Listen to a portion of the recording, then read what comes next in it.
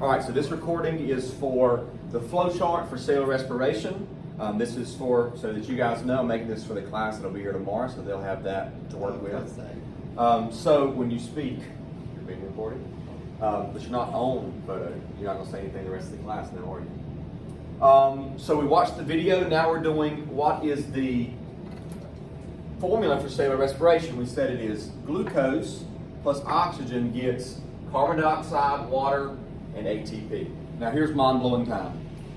This is it. In order to change this from cellular respiration to photosynthesis, I changed the direction of the arrow, and instead of ATP energy, what energy jump starts photosynthesis? Where's that? Light energy. Nice job. Light energy. And I just made cellular respiration into photosynthesis. So if you know one of the equations, really you know both of them. All right, so this is for cellular respiration. Oh, this is for photosynthesis. It reads this way. By the way, let me change it back. I don't want you to get confused on that. These, we're going back to cellular respiration. There we go. These are the inputs, or they can be called the reactants. And we usually say they yield. That's kind of a chemistry thing with the arrow. Inputs or reactants yield outputs, or you can say products. This is the main product, ATP, but these are also products, but they would be called byproducts because they're not the main thing. Inputs, outputs, reactants, products. That's cellular respiration right there before you. Right.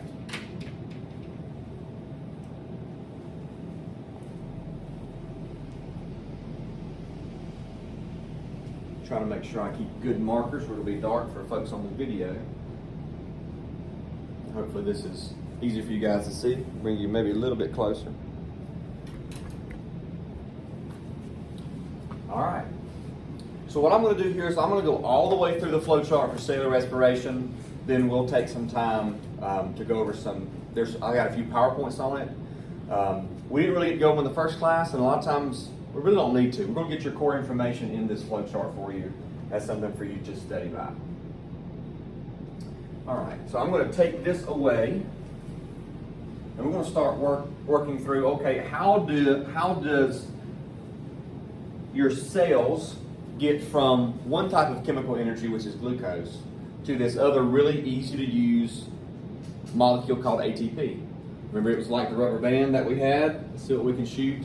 You guys can clap and cheer. What am I shooting? The sign. Which sign? The one we did yesterday. Influence of a great teacher, never be erased.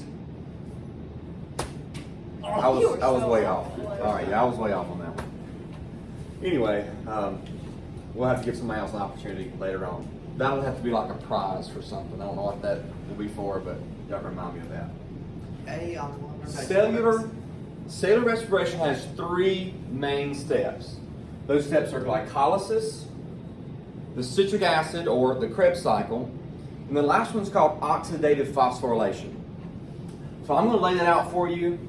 This will take pretty much that whole page. You want to be turned landscape. At the top of your page, write down cellular respiration. And then we're going to go with the first step. The first step, I'm going to start here, is called glycolysis. Oh. Make sure I spell it right. Glycolysis. Glycolysis. So you've already seen the word lysis before. Somebody's